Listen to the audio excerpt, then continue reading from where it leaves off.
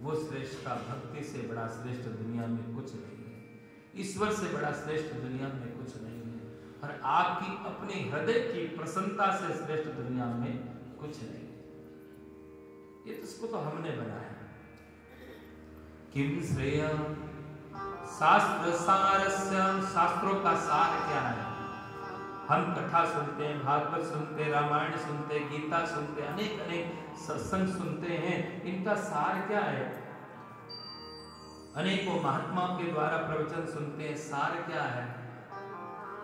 इनका सार एक ही है कि हरि का भजन करो, हरि है तुम्हारा, हरि का भजन करो, हरि है, हरि के भजन बिना नहीं है गुजार। सार एक ही है। अब 7 दिन कथा सुनो, 9 दिन रामायण सुनो, अंत में व्यास यही कहता है, वक्ता यही कहता है, भैया भजन करते रहे, भजन करते रहे। शास्त्र सारस्य के अवतारस्य, भगवान के अवतार कितने हैं? कितने हैं भगवान के अवतार बताइए? ठीक है, आप लोग टीचर लोग हैं, कोई बात नहीं।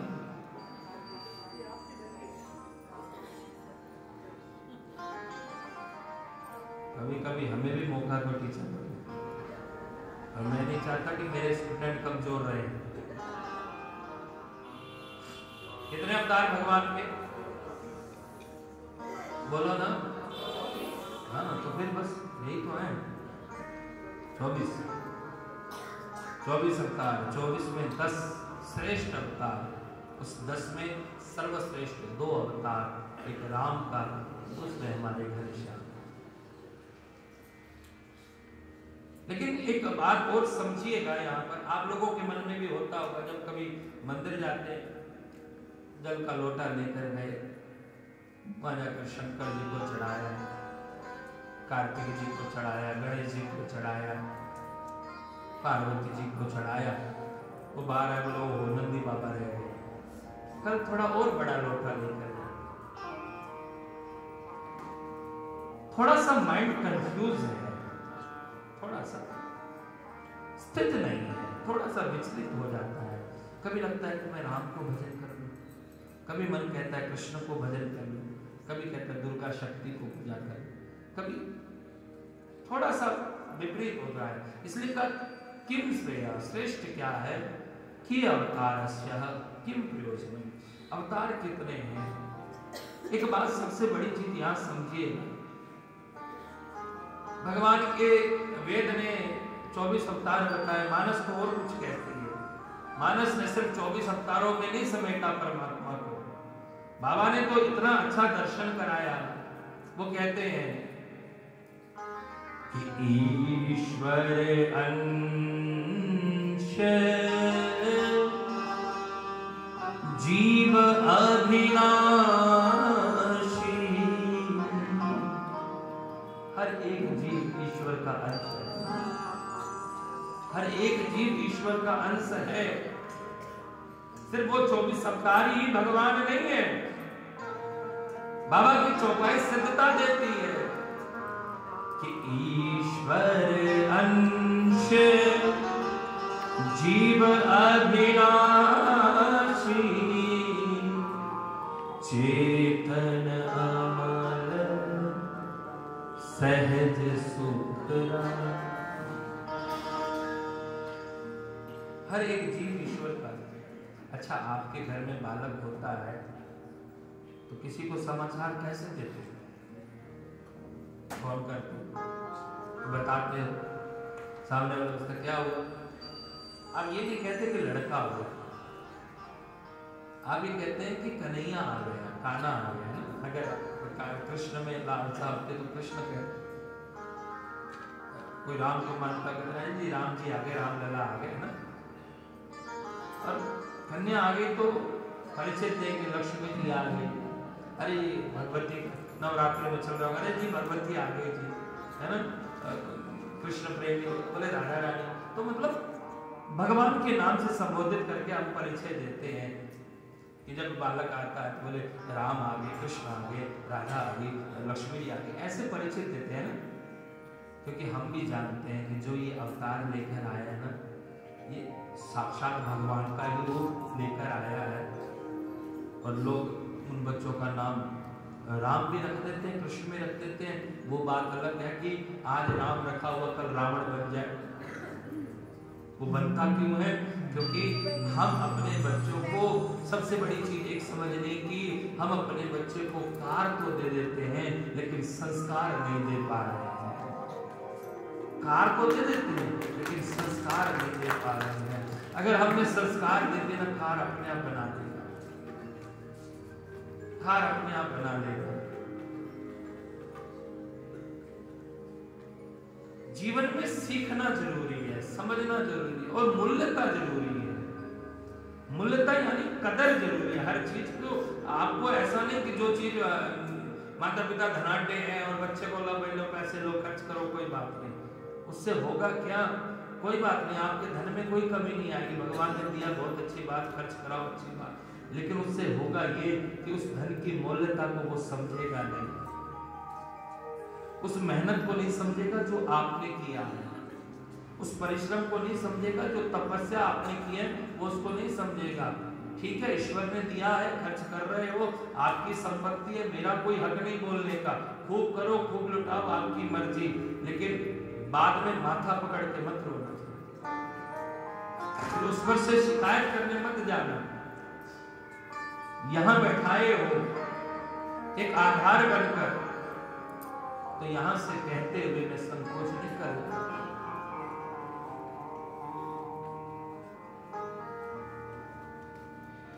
चरित्र का निर्माण किसी चलचित्र से नहीं होगा, चरित्र का निर्माण आपके खुद के चरित्र से ही होगा।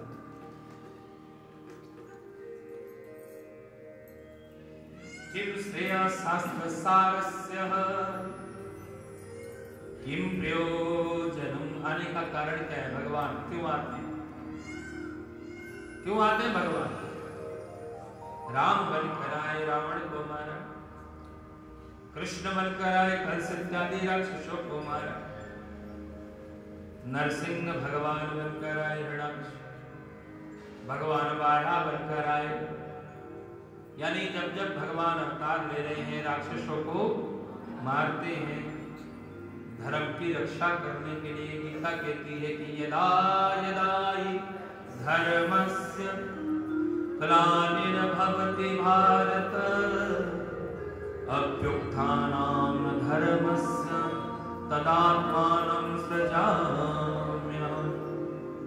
गोस्वामी तुलसीदास की मानस कहती है कि जब जब होई धर्म की हानि बढ़ी असुर अधम अभिमानी। जब जब होई धर्म की हानि बढ़ी असुर अधम अभिमानी। तब तब धरी प्रभु विविध शरीरा, तब तब धरे प्रभु विविध शरीरा, तब तब धरी प्रभु विविध शरीरा, तब तब धरे प्रभु विविध शरीरा। अनेक प्रकार के रूप बनाकर, अनेक प्रकार के शरीर बनाकर, विविध प्रकार, कभी तो आधा शेर आधा मनुष्य बनकर आ जाता है, कभी छोटा सा बावन बन के आ जाता है, कभी धनुषधारी बाण पकड़कर राम बनकर आ जाता है, कभी त्रिशूल पकड़कर शिव बनकर, विविध शरीर। करते क्या है कि हमारे आपके सबके हर नाथ, हम आप सबके दुखों को हरने के लिए, सारे कष्टों को हरने के लिए परमात्मा इस धरती पर अनेक अनेक अनेक रूप बनाकर अवतार लेकर आते हैं। वह प्रकट होकर आते हैं, वह अवतारित होकर आते हैं। भगवान क्यों आते हैं? कि राक्षसों को मारने के लिए। प्रेम से बोलो राधे राधे। हाँ, बोलने में कंजूसी घड़ी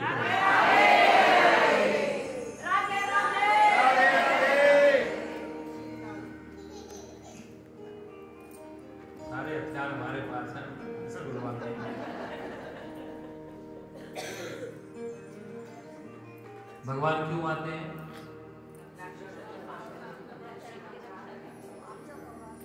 राक्षसों को मारने के लिए, धर्म की रक्षा करने के लिए।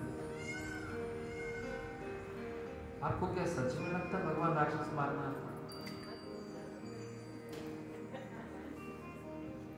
अच्छा एक बात बताओ, हमको किसने बनाया?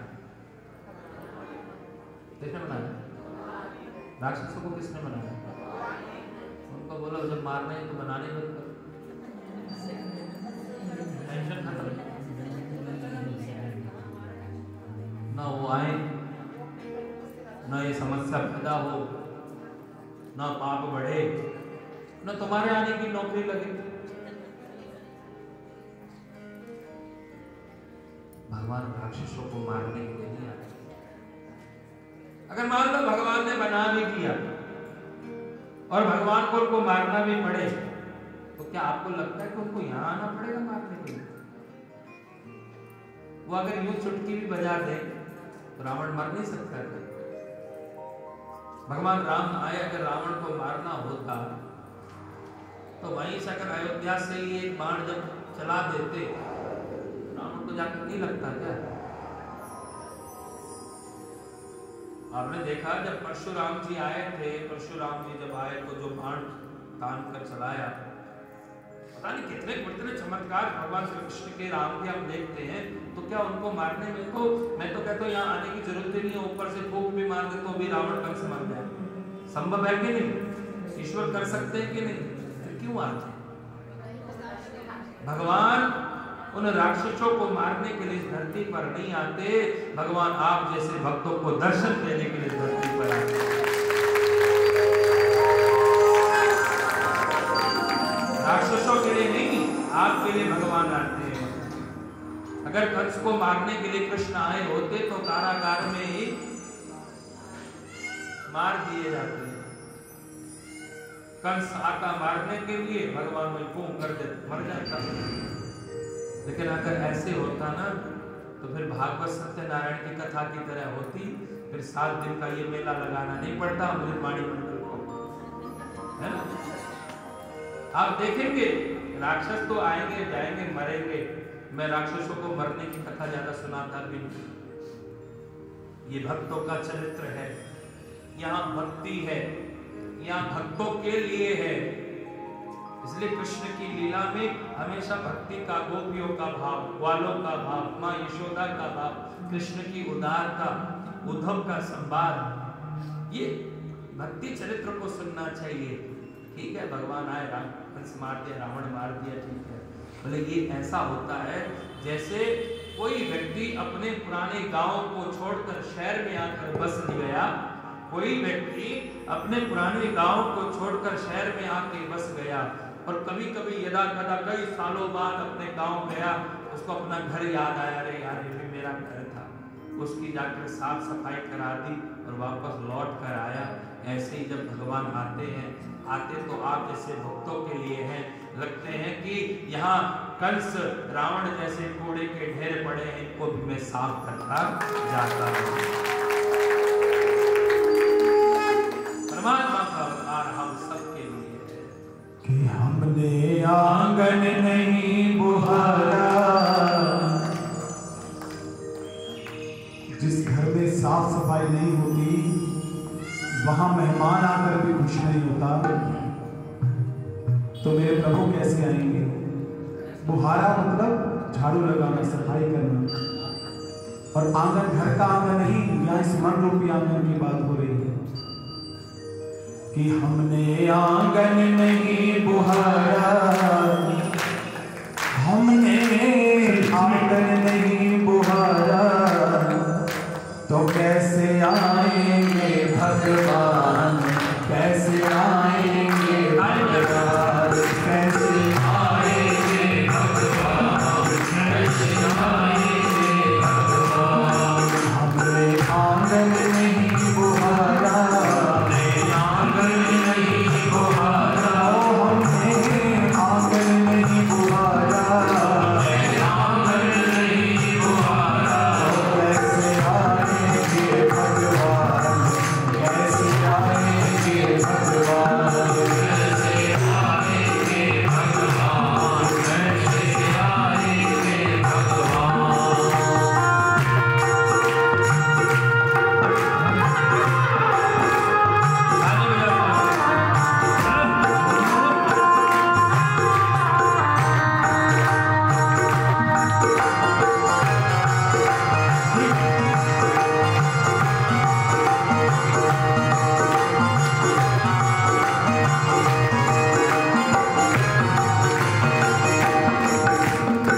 हर कोने कलमसिक साए की लगी हुई है तेरी, हर कोने कलमसिक साए की लगी हुई है तेरी।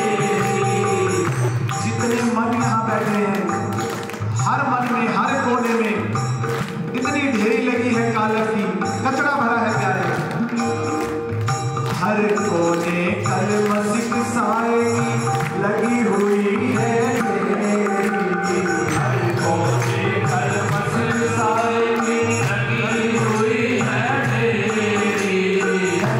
ज्ञान की किरण कहीं भी हर कोठरी अंधेरी,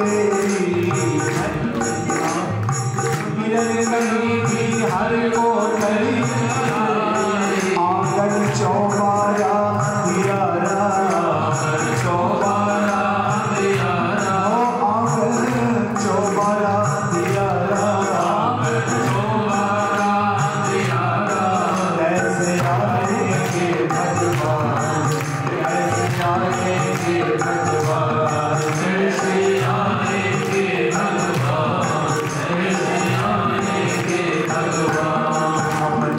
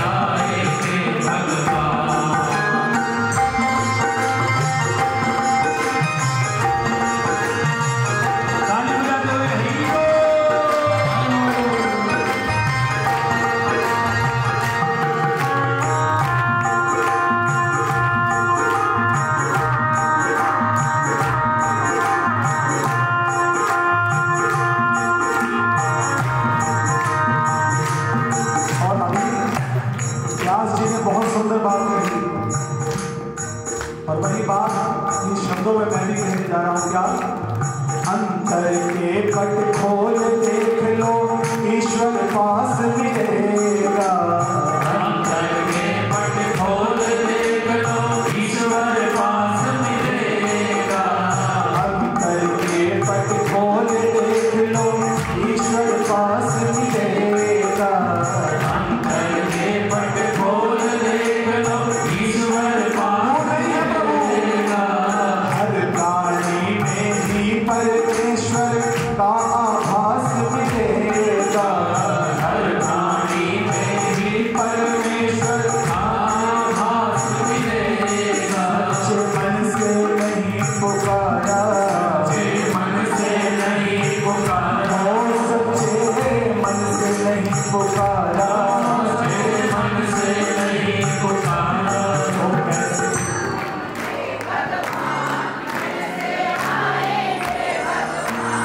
ऐसे बोलोगे तो क्यों नहीं आएंगे भगवान?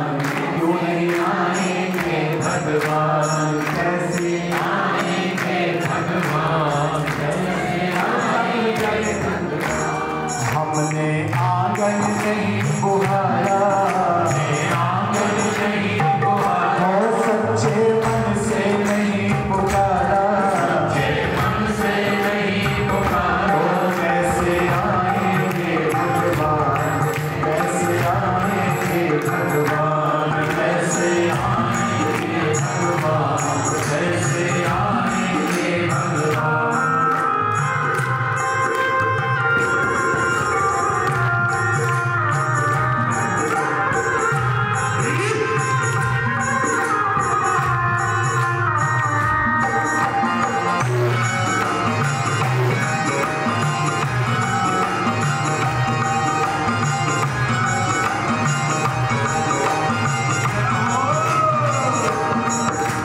निर्मल मन हो तो रघुनायक माँ शबरी घर जाते।